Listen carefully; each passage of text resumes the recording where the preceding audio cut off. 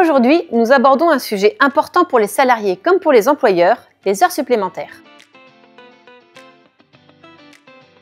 Qu'est-ce qu'on entend par heures supplémentaires? Il s'agit des heures travaillées au-delà de la durée fixée dans le contrat de travail. Par exemple, pour un salarié dont le contrat de travail mentionne 35 heures par semaine, toute heure travaillée au-delà de ces 35 heures est considérée comme une heure supplémentaire. Les heures supplémentaires sont encadrées par la loi et sont un moyen d'ajuster les périodes de forte activité en entreprise. Elles peuvent être payées avec une majoration ou bien alimenter un compteur de récupération. Si vous mettez en place des heures supplémentaires, il y a un cadre légal à respecter. Tout d'abord, un salarié ne peut pas travailler plus de 48 heures par semaine, sauf dérogation. Et ce plafond descend à 44 heures par semaine, en moyenne, sur 12 semaines consécutives. Enfin, un salarié ne peut pas effectuer plus de 220 heures supplémentaires par an, même si ce nombre peut être modifié dans un accord collectif. Cet accord peut définir des règles spécifiques, comme la rémunération ou l'échange d'heures supplémentaires contre des repos compensateurs. L'employeur doit respecter un délai raisonnable pour informer ses salariés qu'ils auront à effectuer des heures supplémentaires. Sur la base du temps de travail légal de 35 heures, les 8 premières heures supplémentaires,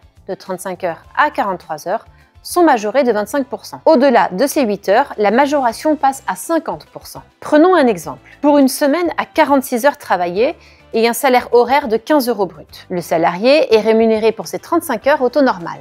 Les 8 premières heures supplémentaires sont majorées à 25% et les 3 suivantes à 50%.